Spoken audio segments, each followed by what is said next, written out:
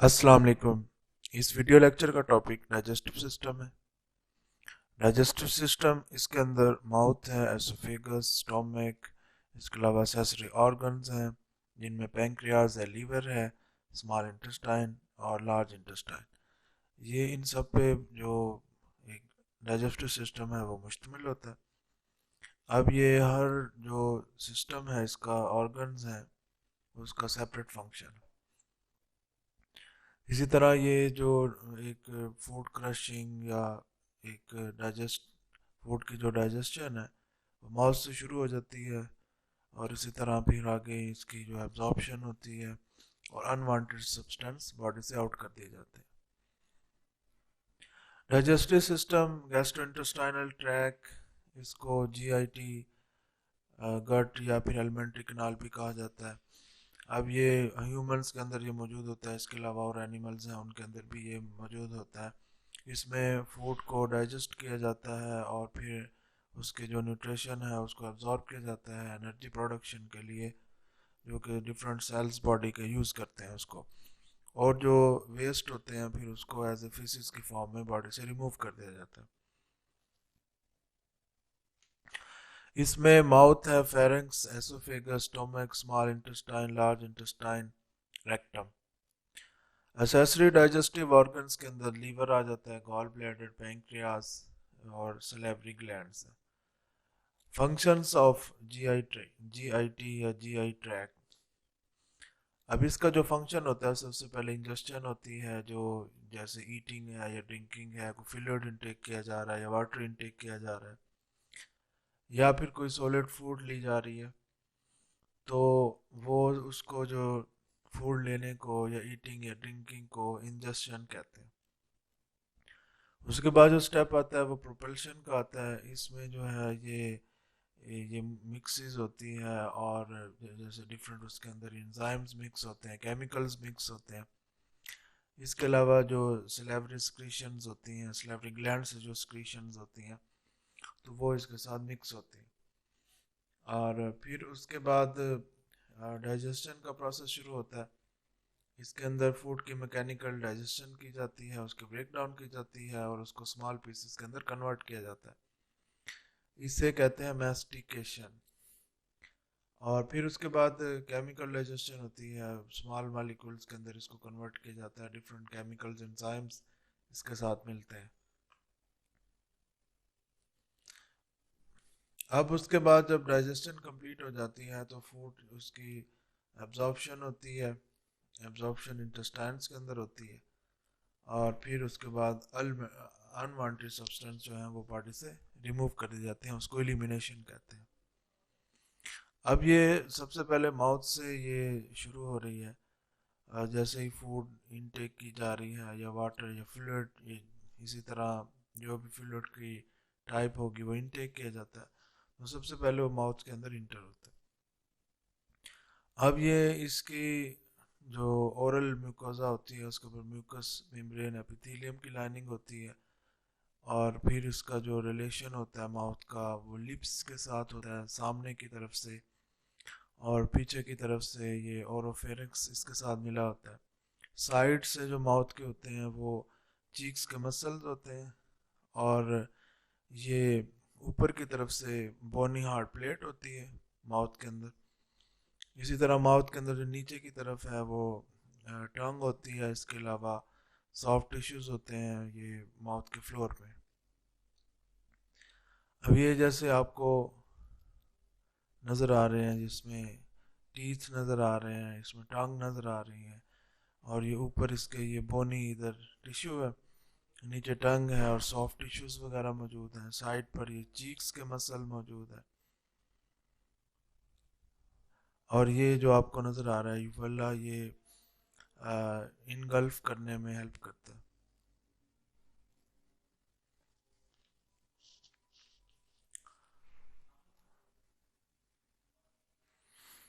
टंग एक muscular organ है mouth के अंदर और ये च्यूइंग वगैरह में, मास्टिकेशन जो होती है उसमें ये हेल्प करता है और स्वेलिंग जो है उसके अंदर ये हेल्प करता है। अब ये डाइजेस्टिव सिस्टम का इम्पोर्टेंट पार्ट है, क्योंकि फूड की जो सिलेक्शन होती है वो यही माउथ के अंदर से होती है, और टंग के ऊपर टेस्ट बड्स लगे होते हैं, जिससे ये पता चलता है कि ये वाली फूड इसका टेस्ट क्या है।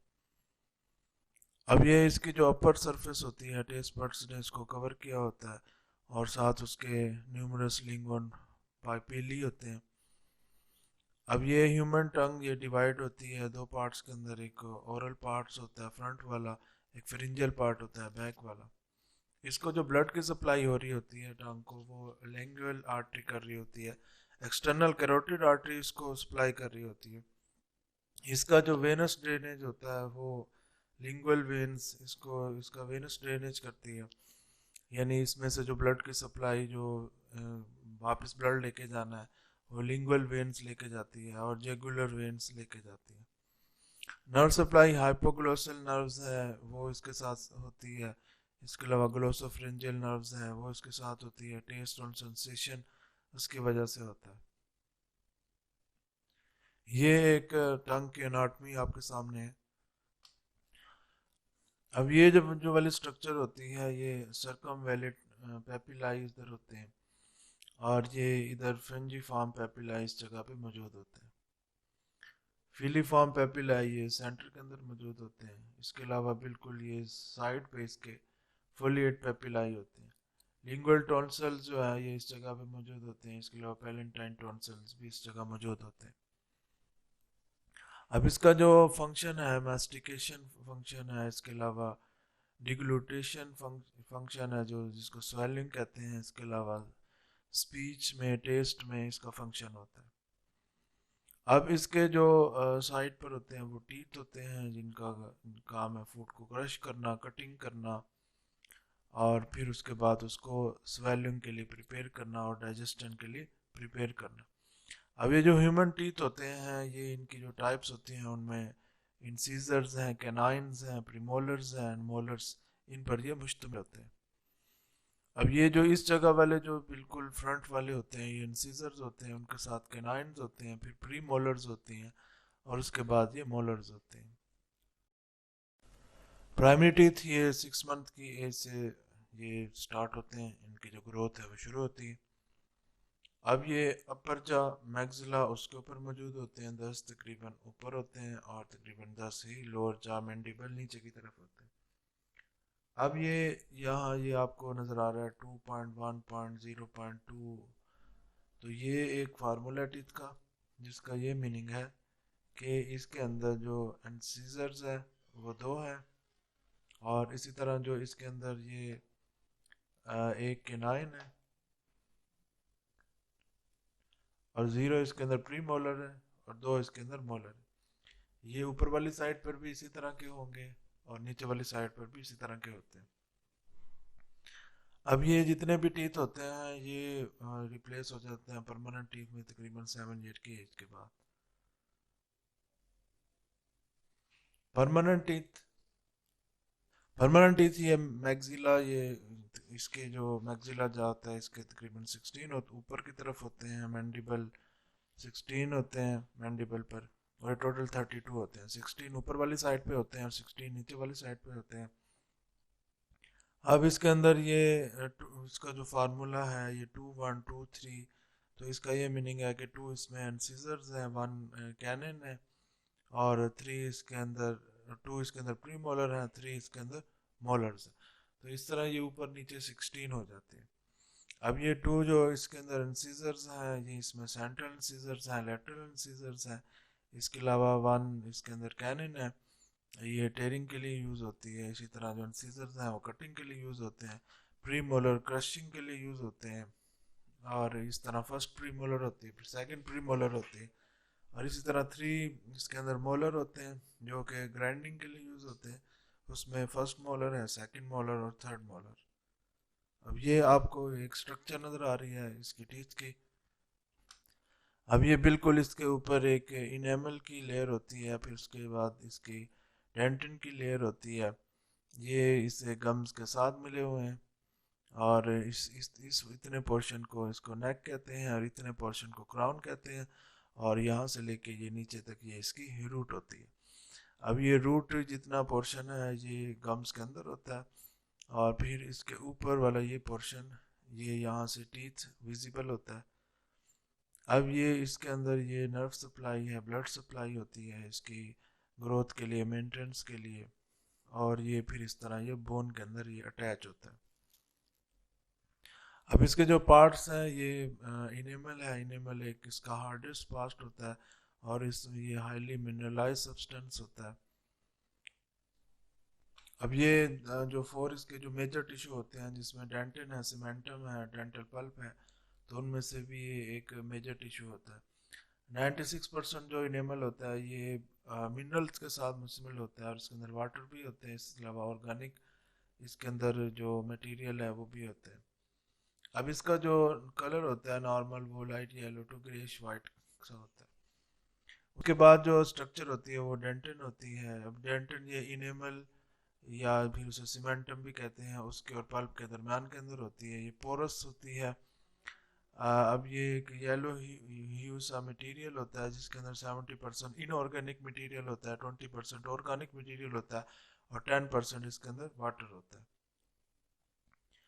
अब ये जो डेंटिन होता है, इसके अंदर जो मिनरलाइजेशन होती है, तो ये मिनरलाइजेशन कोलेजिनस प्रोटीन उसके साथ मिलके होती है।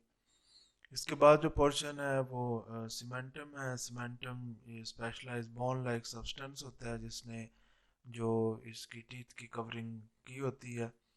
अब ये इसकी जो कलर होता है वो येलोइश सा कलर होता है, और ये डेंटिन और इनेमल से सॉफ्ट होता है। डेंटल पल्प ये सेंटर पार्ट है टूथ का, और ये कनेक्टिव टिश्यू के साथ फिल होता है। अब इसके अंदर ब्लड वेसल्स हैं, नर्व्स इसके अंदर मौजूद होते हैं, और ये इसको न्यूट्रिशन की सप्लाई, फूड की सप्लाई जो सेल्स होते हैं उनको प्रोवाइड करते हैं। अभी जो फंक्शंस है टीथ का, उसमें जो इसके इंसिजर्स होते हैं कटिंग का काम करते हैं, कैनन स्टेयरिंग का, प्रीमोलर्स क्रशिंग का, और मोलर ग्राइंडिंग का काम करते हैं।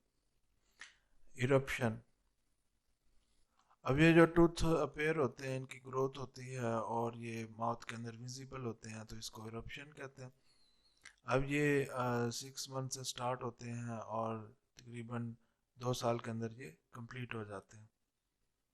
प्राइमरी टीथ की मैं बात कर रहा हूँ यहाँ पे।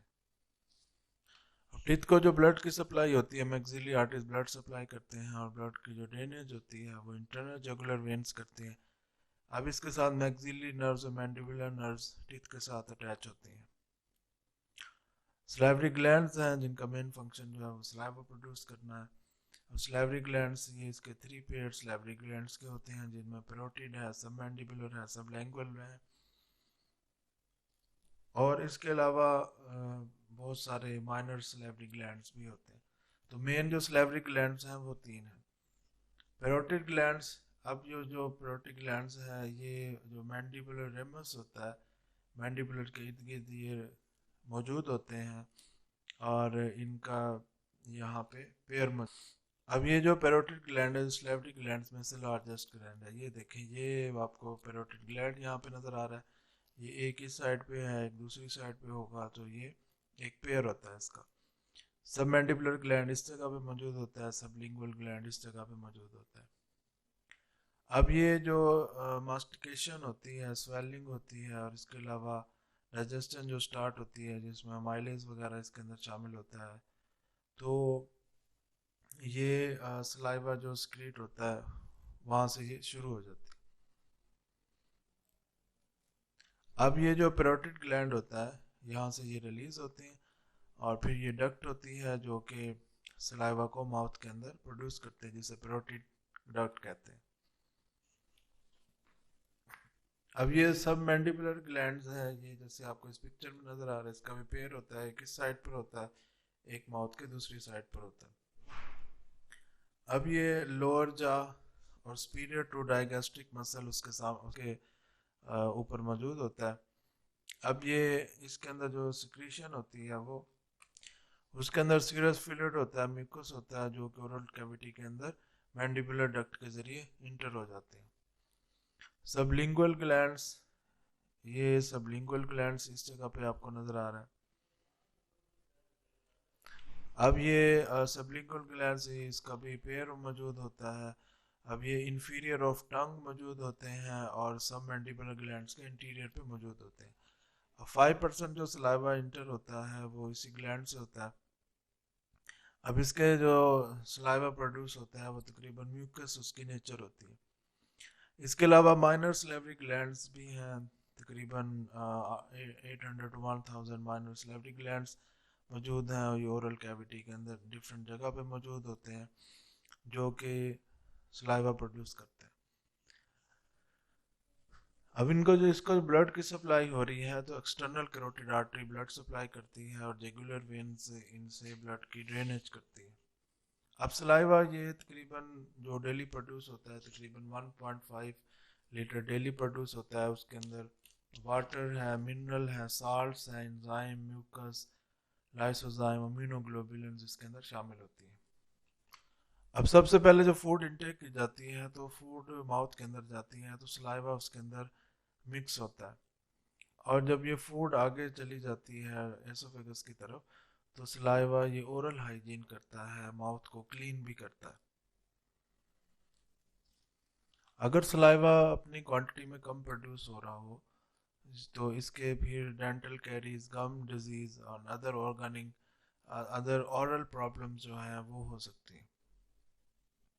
लुब्रिकेंट, अब सलाइवा ये ओरल जो म्यूकोजा होता है इसको कोट करता है, इसकी वजह से लुब्रिकेशन पैदा होती है। जब हम कुछ खा रहे हैं या बोल रहे हैं या बात कर रहे हैं तो सलाइवा जो है एक लुब्रिकेटिंग मटेरियल के तौर पे काम आता है और फ्रिक्शन को ख़त्म करता है और ट्रॉमा से प्रोटेक्ट करता है माउथ को। अब ऐसे पर्सन जिनके अंदर सलाइवा बहुत कम प्रोड्यूस होता है तो उनकी जो माउथ है उसके अंदर सोरनेस हो जाती है। और इसके अलावा कोई अगर स्पेशली जैसे ड्राई फ्रूट वगैरह वो ड्राई फ्रूट लेते हैं तो वो माउथ के अंदर स्टिक हो जाती है। डाइजेशन, अब जैसे ही फूड को माउथ के अंदर डाला जाता है और फिर उसके अंदर सलाइवा मिक्स हो जाता है तो उससे जो फूड है वो मॉइस्चर हो जाती है और ये एक फूड का बोलस बन जाता है। तो सलाइवा जो है वो डाइजेशन में हेल्प करता है। इसके अलावा लुब्रिकेटिव फंक्शन जो सलाइवा का है वो जो बोलस होता है उसको पास कराता है एसोफेगस की तरफ। अब ये सलाइवा की वजह से ये जो टंग के ऊपर सेंस ऑफ टेस्ट होता है ये सलाइवा की वजह से होता है। अब सलाइवा का उसमें इम्पोर्टेंट रोल है, और ये जो लिक्विड मीडियम होता है बहुत से जो केमिकल्स होते हैं वो टेस्ट रिसेप्टर सेल्स की तरफ लेके जाता है, जो जो कि लिंगुअल जो पापेली है उसके साथ एसोसिएट करते हैं। इसके अलावा जो सलाइवा है वो माउथ की पीएच को मेंटेन करता है, और इसी तरह जो सुपर सैचुरेटेड है आयंस के साथ सलाइवा, आयंस वगैरह जो है ये डिजोल्व होते हैं सलाइवा के अंदर, तो इस वजह से जो पीएच है वो भी मेंटेन रहती है। फेरंक्स, ये इसके माउथ के आगे का पार्ट्स है। अब ये जो फेरंक्स है ये फेरंक्स एसोफेगस इसके ऊपर वाला पार्ट होता है और माउथ के बैक वाला पार्ट होता है, और इसी तरह ये लैरिंक्स के ऊपर मौजूद होता है और जो नेजल कैविटी है उसके बैक साइड पे मौजूद होता है। यहाँ से ये फूड पास होती है और फिर ये आगे डाइजेस्टिव ट्रैक उसकी तरफ जाती है।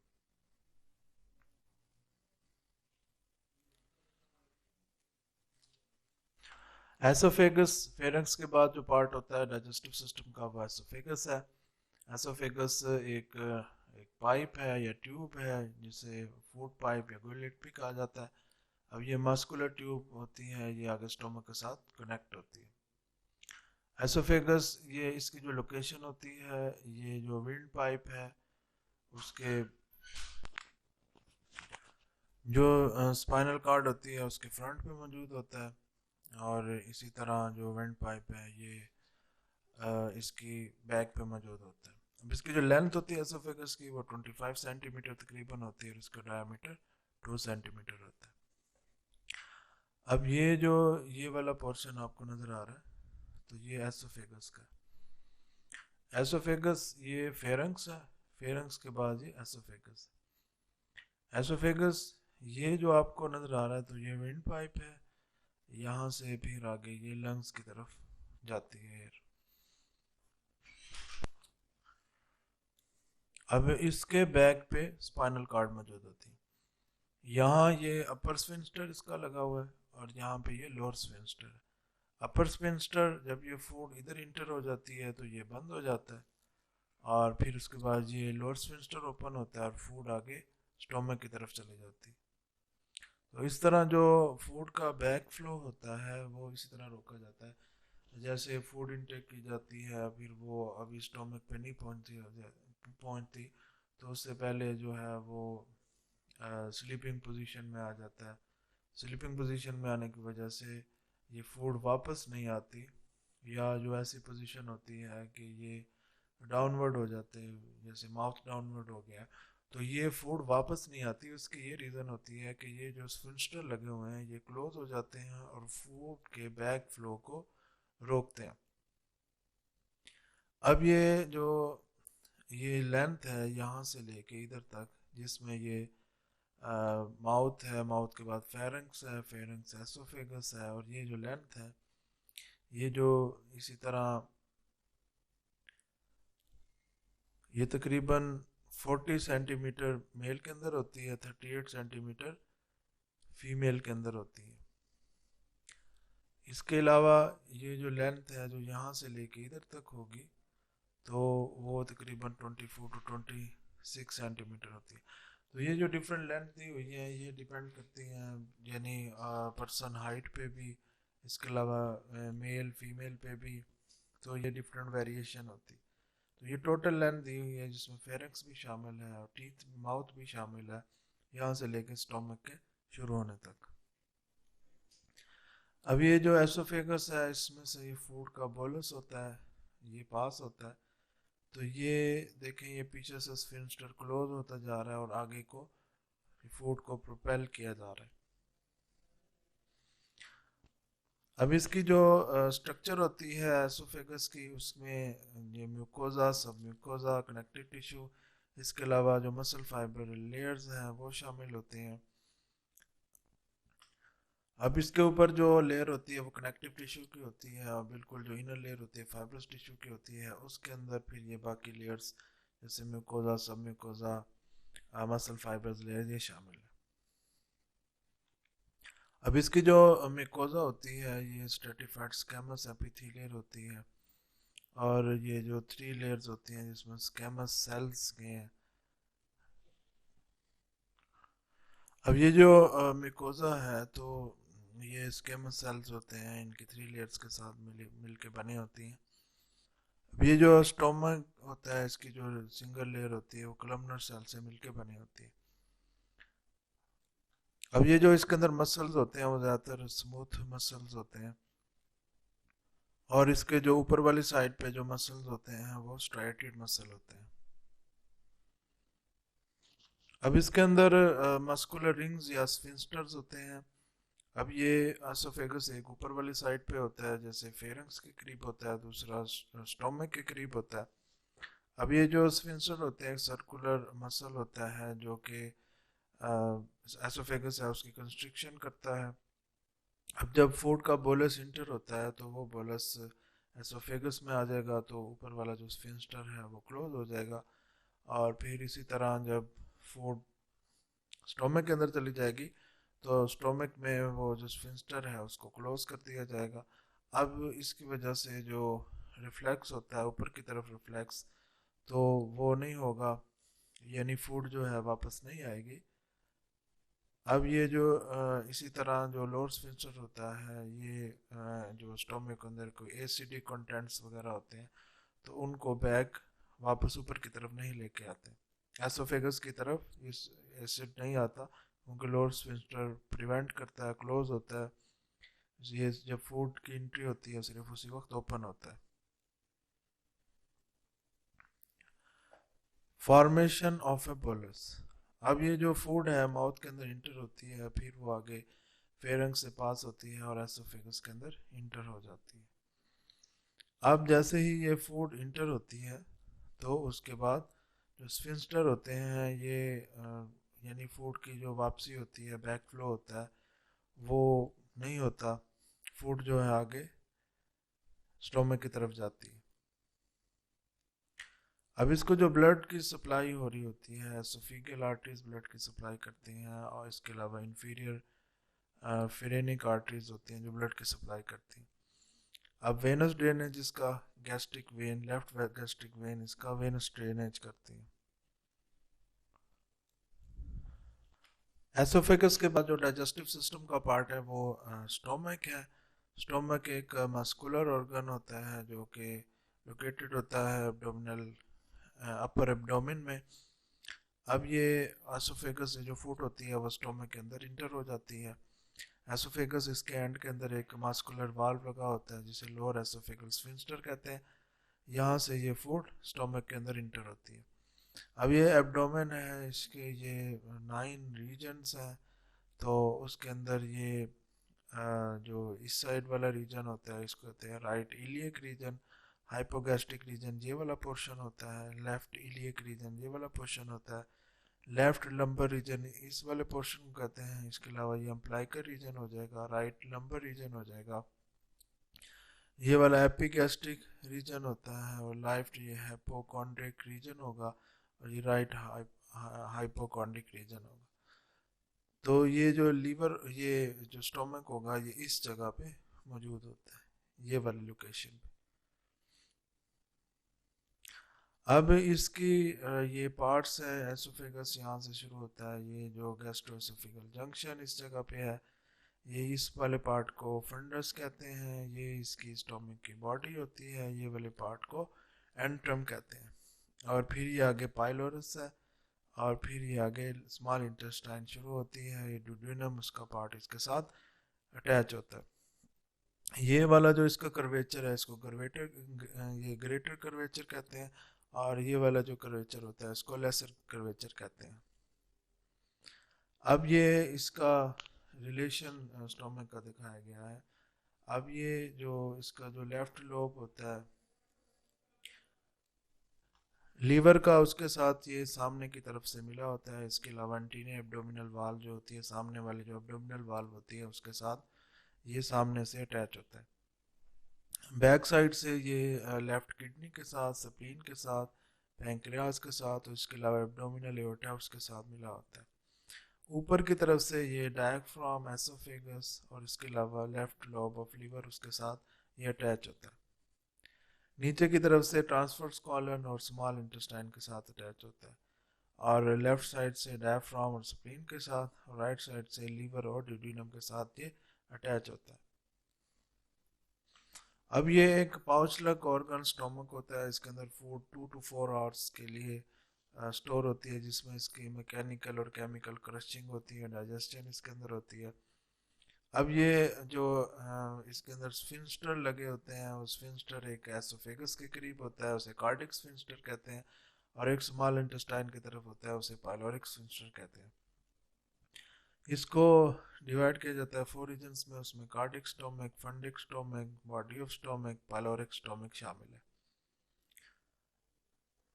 अब ये थिक फोल्ड्स के ऊपर मुश्तमिल होता है, ये लेयर्स इसके अंदर होती हैं। ये लार्ज सरफेस एरिया प्रोवाइड करता है इसकी जो एक्सपेंशन के लिए, सिक्रीशन के लिए, डाइजेशन के लिए, और एब्जॉर्प्शन के लिए। अब इसका जो फंक्शंस हैं उसके अंदर ये स्टोमक ये रिलीज करता है प्रोटीएसिस, प्रोटीन डाइजेस्टिंग एंजाइम, जैसे कि पेप्सन है। इसके अलावा हाइड्रोक्लोरिक एसिड ये रिलीज होता है, जो कि जो बैक्टीरिया है उनको किल करता है। और पीएच है इनको कम करता है। पीएच कम होने की वजह से एक तो बैक्टीरिया किल होते हैं, दूसरा ये जो प्रोटीएसिस है ये वर्क सही करता है। अब ये इसके अंदर पेरिस्टालसिस मूवमेंट होती है, उसकी वजह से ये मस्कुलर कंट्रैक्शन इसके अंदर होती है, और फूड की जो है वो डाइजेशन होती है। अब ये कुछ स्मॉल मॉलिक्यूल्स होते हैं, उनके एब्जॉर्प्शन स्टोमक के अंदर उसकी जो लाइनिंग होती है, लेयर होती है, उस पर ऊपर होती है। गैस्ट्रिक जूस इसके अंदर प्रोड्यूस होता है, उसके अंदर गैस्ट्रिक एसिड। ये इसके अंदर HCl मौजूद होता है, इसके अलावा सोडियम क्लोराइड है, पोटेशियम क्लोराइड मौजूद होते हैं। अब ये जो प्रोटीन की जो डाइजेशन होती है उसके अंदर ये इम्पोर्टेंट ये रोल अदा करते हैं, प्रोटीन को डाइजेस्ट करते हैं, और जो एंजाइम होते हैं डाइजेस्टिव उनको एक्टिवेट करते हैं। उनके एक्टिव होने की वजह से जो लॉन्ग चेन अमाइनो एसिड्स की होती हैं वो ब्रेक होती है। अब यहाँ पे कुछ स्पेशल सेल्स होते हैं जिनमें से कुछ सब्सटेंस रिलीज होते हैं, केमिकल्स रिलीज होते हैं। उनमें जैसे चीफ सेल्स हैं, इसमें से पेप्सिनोजिन रिलीज होता है। पेरिटल सेल्स है जो कि HCl को रिलीज करता है, हाइड्रोक्लोरिक एसिड को रिलीज करता है। इसके अलावा इंट्रिंसिक फैक्टर को रिलीज करता है। इंट्रिंसिक फैक्टर इंटेस्टाइन में B12 की एब्जॉर्प्शन है उसको फैसिलिटेट करता है, उसको हेल्प करता है। म्यूकस सेल्स इसके अंदर होते हैं जो कि म्यूकस और अल्कलाइन सब्सटेंस को रिलीज करते हैं, जो कि HCl को न्यूट्रलाइज करते हैं। इसके अलावा इसके अंदर G सेल्स होते हैं जो कि गैस्ट्रन को रिलीज करते हैं, जो कि पैरिटल सेल्स उनको स्टिमुलेट करता है। इसके अलावा जो गैस्ट्रिक है उसको भी स्टिमुलेट करता है। अब इसकी जो ब्लड सप्लाई होती है, ब्लड की जो इसको सप्लाई हो रहा है वो right gastro epiploic artery, left gastro epiploic artery और गैस्ट्रिक आर्टरी, ये स्टोमक को ब्लड की सप्लाई करें। वेनस ड्रेनेज, ये इसका गैस्ट्रिक वेन्स होती हैं, ये इसके ज़रिए ब्लड की ड्रेनेज होती है। पैंक्रियाज एक ग्लैंडुलर ऑर्गन्स है, ये भी डाइजेस्टिव सिस्टम का एक पार्ट है। अब इसका जो एक एंडोक्राइन सिस्टम है इसके अंदर वो भी मौजूद है। अब ये एब्डोमिनल जो कैविटी होती है उसके जो स्टोमक के बिहाइंड ये मौजूद होता है। अब ये एंडोक्राइन ग्लैंड है, एंडोक्राइन ग्लैंड के इसके अंदर से हार्मोन्स रिलीज होते हैं जिनमें insulin, glucagon, somatostatin, pancreatic polypeptide ये शामिल हैं जो कि ब्लड के अंदर सर्कुलेट करते हैं और अपना फंक्शन करते हैं। इसकी जो लेंथ होती है वो तकरीबन 15 सेंटीमीटर या 6 इंच होती है। ये इस जगह पे ये मौजूद होता है बिहाइंड द स्टोमक। ये जो आपको नजर आ रहा है ये पैंक्रियास। टेल, बॉडी, नेक, हेड, ये इसके पार्ट्स के नेम। अब ये एनाटोमिकली इसको जो डिवाइड किया जाता है वो हेड, नेक, बॉडी, टेल डिवाइड किया जाता है। अब इसकी जो नेक होती है वो तकरीबन 2.5 सेंटीमीटर से और या फिर 1 इंच लॉन्ग होती है, और ये हेड और बॉडी के दरमियान में मौजूद होती है। अब इसकी जो बॉडी होती है पैंक्रियास की, वो इसका लार्जेस्ट पार्ट होता है, वो जो पाइलोरस है उसकी बैक साइड पे ये मौजूद होती है। पाइलोरस जो एक स्टोमक का पार्ट है उसकी बैक साइड पर ये मौजूद होती है। और इसकी जो टेल्स है वो जो स्प्लीन है उसके साथ लिंक करती हुई वहाँ पे मौजूद होती है। ब्लड सप्लाई इसकी सुपीरियर मेजेंट्रिक आर्टरी और स्प्लीनिक आर्टरी इसको ब्लड सप्लाई करती है, और जो वेनस ड्रेनेज है सुपीरियर मेजेंट्रिक वेन्स और स्प्लीनिक वेन्स इसको वेनस ड्रेनेज कराती हैं। अब इसका जो फंक्शन है पैंक्रियास का वो ब्लड के ग्लूकोज को कंट्रोल करना और जो मेटाबॉलिज्म बॉडी के अंदर हो रही है उसको कंट्रोल करना है।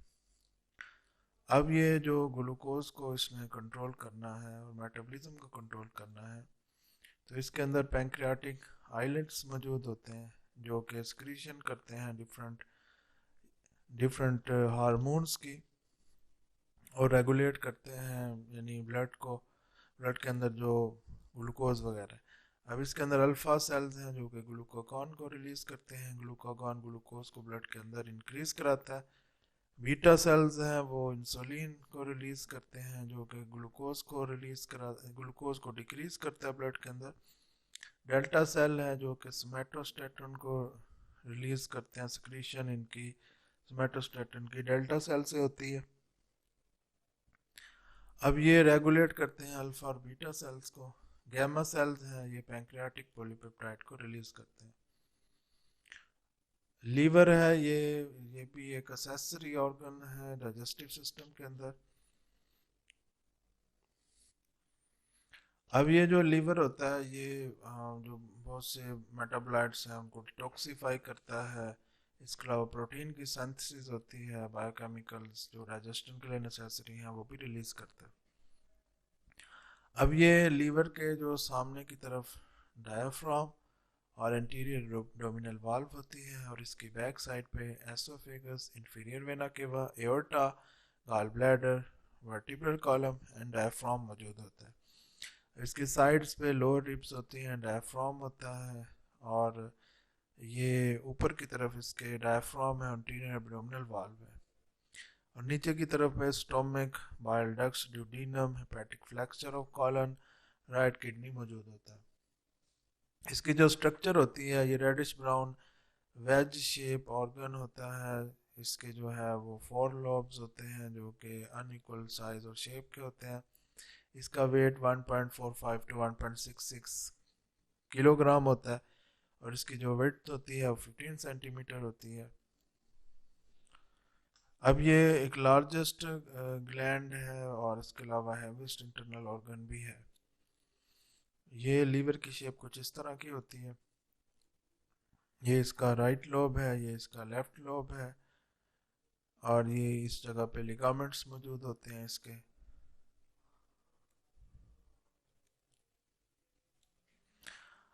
अब लीवर इसको राइट और लेफ्ट लोब उसके अंदर ये डिवाइड किया जाता है। फेल्सीफॉर्म ये लेगामेंट होता है जो कि लीवर को लेफ्ट लोब और राइट लोब में डिवाइड करता है।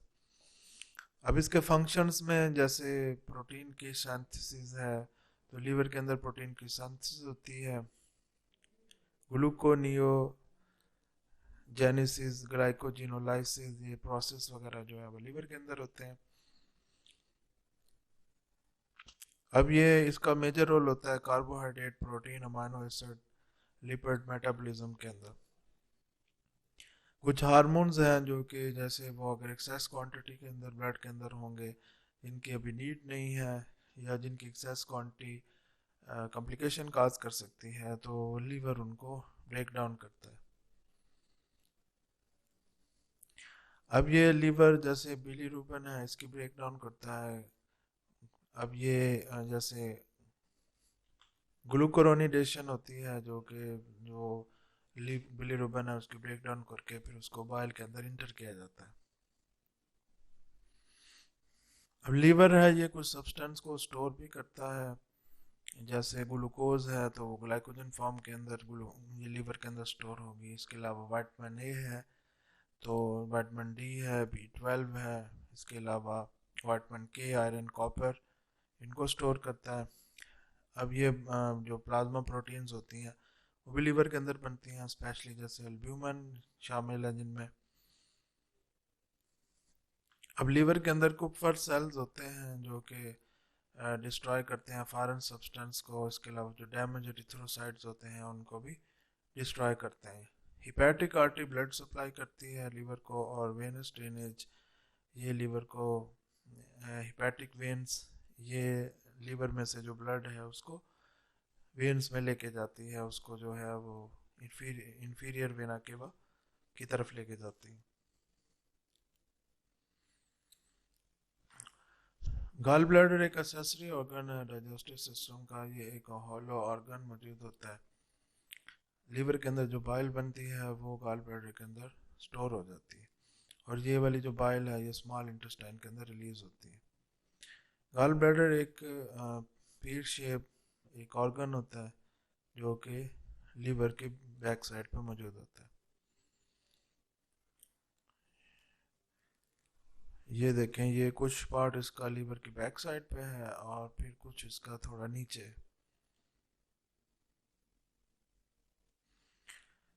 ये गॉल ब्लैडर की कुछ इस तरह की शेप होती है। ये इसका फंडस है, ये बॉडी है, और ये इसका नेक है।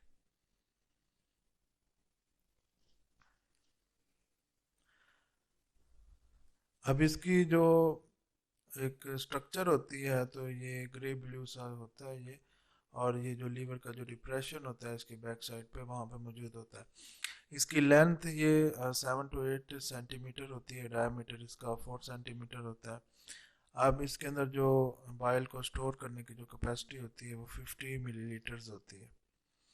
ये एक पीर शेप इसकी स्ट्रक्चर होती है, और सिस्टिक डक्ट ये इसकी ओपनिंग होती है, ये आगे जो है इंटेस्टाइन के साथ मिला होता है। अब इसके 3 सेक्शंस होते हैं जिनमें फंडस, बॉडी और नेक मौजूद है। अब इसका जो मेन फंक्शन है गॉल ब्लैडर का, वो बाइल को स्टोर करना है।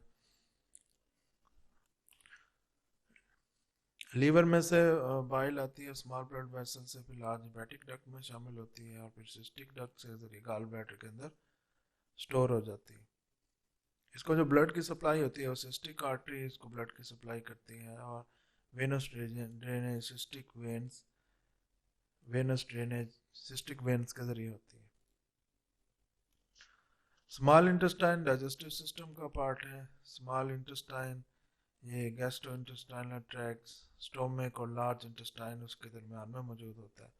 अब इसके अंदर जो मोस्ट ऑफ द एब्जॉर्प्शन है वो इसके अंदर ही होती है। इसकी जो स्ट्रक्चर होती है उसके अंदर लेंथ 3 मीटर से 5 मीटर तक ये होते हैं, और इसका जो डायमीटर होता है ये 2.5 to 3 सेंटीमीटर तक होता है। ये इस जगह पर स्टोमक मौजूद है, ये फिर स्मॉल इंटेस्टाइन है, यहाँ से फिर ये इधर तक होती है।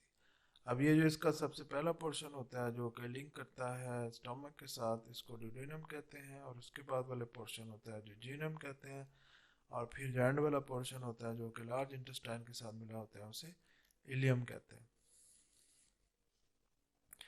ड्यूडेनम ये एक शॉर्ट स्ट्रक्चर होता है, ये तकरीबन 20 सेंटीमीटर टू 25 सेंटीमीटर लेंथ होता है, और ये सी शेप होता है। ये वाली शेप है इसलिए इसे सी शेप कहा गया। अब ड्यूडेनम ये मिड सेक्शन होता है स्मॉल इंटेस्टाइन का, जो कि ड्यूडेनम और इलियम इनको आपस के अंदर मिलाता है। इसकी जो लेंथ होती है वो 2.5 मीटर लॉन्ग होता है। इलियम ये फाइनल सेक्शन होता है जो कि कॉलन के साथ लार्ज इंटेस्टाइन के साथ मिला होता है, ये 3 मीटर लॉन्ग होता है, और इसके अंदर जो विलाई होते हैं वो भी सिमिलर होते हैं जेजुनम के। अब जो स्मॉल इंटेस्टाइन है इसका जो फंक्शन होता है, जो केमिकल डाइजेशन है वो यहाँ पर होती है, और बहुत से जो डाइजेस्टिव एंजाइम है स्मॉल इंटेस्टाइन के अंदर वो रिलीज होते हैं, जैसे पैंक्रियाज की जो हार्मोन्स हैं, केमिकल्स हैं, वो स्मॉल इंटेस्टाइन के अंदर रिलीज हो रहे हैं। इसके अलावा लीवर है, वहाँ से स्मॉल इंटेस्टाइन में रिलीज हो रहे हैं, जैसे बाइल्स वगैरह है वो स्मॉल इंटेस्टाइन में रिलीज हो रही है। तो इसके लिए इस वजह से प्रोटीन कार्बोहाइड्रेट की डाइजेशन भी यहाँ होती है। एब्जॉर्प्शन, अब ये जो स्मॉल इंटेस्टाइन है डाइजेशन इसके अंदर होगी, तो फिर उसके बाद जो most of the food absorption है वो स्मॉल इंटेस्टाइन के अंदर होती है। वो से जो न्यूट्रिशन है वो स्मॉल इंटेस्टाइन के अंदर एब्जॉर्ब होते हैं। अब ये इम्यूनोलॉजिकल फंक्शन भी इसके अंदर मौजूद है, सपोर्ट करती है बॉडी को इम्यून सिस्टम के लिए। इसका जो गट फ्लोरा होते हैं, जो इसके अंदर बैक्टीरिया इसके अंदर मौजूद होते हैं, ये ह्यूमन फ्रेंडली बैक्टीरिया मौजूद होते हैं जो कि इम्यून सिस्टम में हेल्प करते हैं। स्मॉल इंटेस्टाइन इसको जो ब्लड सप्लाई होती है वो सिलिक ट्रंक सुपीरियर मेजेंटिक आर्टरी सप्लाई करते हैं, और वेनस स्टेज इसका सुपीरियर मेजेंटिक वेन्स करते हैं। उसके बाद जो पोर्शन होता है वो लार्ज इंटेस्टाइन होता है, जैसे ये स्मॉल इंटेस्टाइन है उसके बाद वाला पोर्शन लार्ज इंटेस्टाइन का शुरू हो रहा है। लार्ज इंटेस्टाइन ये इसको लार्ज बोवल या कॉलन भी कहा जाता है, ये गैस्ट्रोइंटेस्टाइन ट्रैक का एक लार्ज पार्ट होता है। अब ये इसके अंदर वाटर एब्जॉर्ब होता है, और इसके अलावा जो रिमेनिंग मटेरियल होते हैं वो एब्जॉर्ब होते हैं। अब ये जो वेस्ट मटेरियल होते हैं फीसेस के फॉर्म के अंदर इसके अंदर स्टोर होते हैं, और फिर बॉडी से रिमूव करते जाते हैं। ये देखें, ये इसका लार्ज इंटेस्टाइन है, इसकी स्ट्रक्चर है, इस तरह की स्ट्रक्चर इसकी होती है। अब ये जो मेन इसका पार्ट्स है, ये वाले जो इसको असेंडिंग कॉलन कहते हैं, ये ऊपर की तरफ जा रहा है, और फिर इसके बाद ये ट्रांसवर्स कॉलन हो गया, और फिर ये डिसेंडिंग कॉलन होगा, और फिर उसके बाद ये वाला जो पोर्शन है इसको सिग्मॉइड कॉलन कहते हैं, और फिर ये रेक्टम होता है, और फिर एंड में एनस होता है। अब ये जो पोर्शन है इसको अपेंडिक्स कहते हैं, और इसका जो फर्स्ट पोर्शन है इसको सीकम कहते हैं, और फिर इसके बाद ये बाकी इसके पोर्शंस होते हैं। अब इसकी जो स्ट्रक्चर होती है मेल के अंदर वो 166 सेंटीमीटर इसकी लेंथ होती है, और फीमेल के अंदर 155 सेंटीमीटर इसकी लेंथ होती है।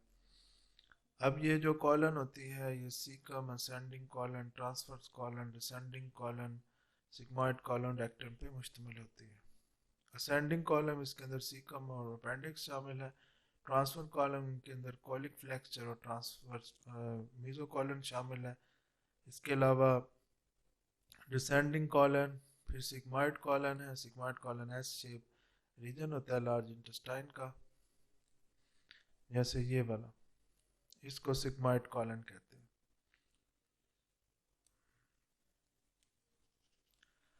अब ये जो एवरेज इनर डायमीटर होता है सीकम का ये 8.7 सेंटीमीटर होता है। असेंडिंग कॉलन का 6.6 सेंटीमीटर होता है।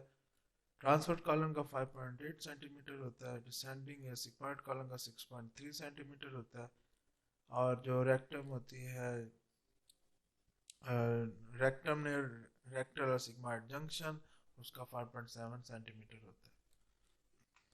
सीकम इसका फर्स्ट पोर्शन होता है, ये भी डाइजेशन के अंदर इन्वॉल्व होता है। इसके अलावा इसके साथ अपेंडिक्स अटैच होती है। अपेंडिक्स जो है इसका जो फंक्शन है वो क्लियर नहीं है अभी तक, क्या फंक्शन होता है इसका। इसके अंदर इलियोसिकल वाल्व होते हैं। इलियोसिकल वाल्व एक स्फिंक्टर है, एक मसल्स का स्फिंक्टर होता है जो कि स्मॉल इंटेस्टाइन और लार्ज इंटेस्टाइन को सेपरेट करता है।